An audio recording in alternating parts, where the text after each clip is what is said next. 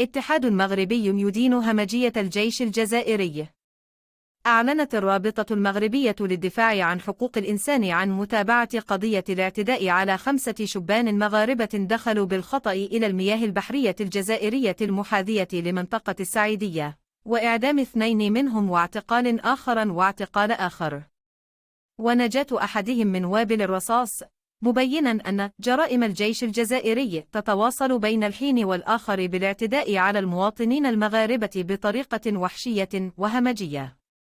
وأشارت نفس المنظمة الحقوقية في تقرير حصلت هيسبريس على نسخة منه إلى أن الجيش الجزائري أصر في حوادث مختلفة خلال السنوات الأخيرة على إطلاق الذخيرة الحية على مدنيين عزل على طول الحدود المغربية الجزائرية، سواء بر أو بحار أو علي الإقليم لجغرافي لمعانيه بلا النسبة لدولة الجزائر.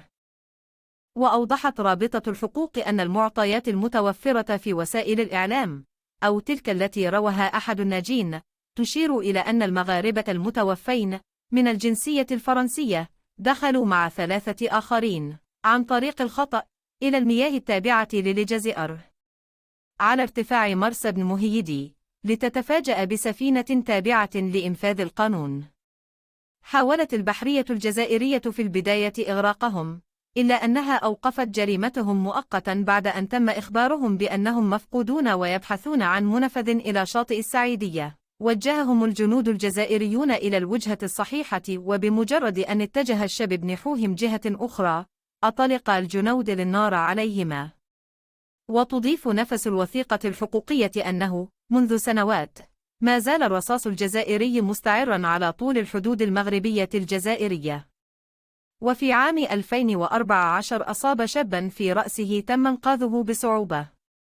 كما أنهت البحرية الجزائرية حياة مهاجر غير نظامي مغربي 2022 وفشل في إصابة العشرات في عدة حوادث، في حين لم يكن الأمر كذلك.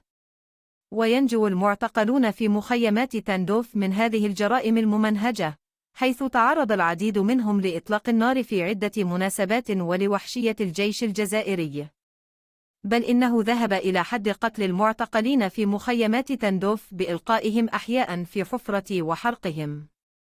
وأدانت رابطة حقوق الإنسان هذه الجريمة البشعة التي تستهدف الحق في الحياة كأهم حق من حقوق الإنسان، معربة عن إدانتها لجميع الجرائم التي يرتكبها الجيش الجزائري، مما يؤكد تحركه لإشعال التوتر في المنطقة وتهديد الإسلام والأمن والعنف، وقود الانقسام والعنصرية والشقاق بين الشعوب.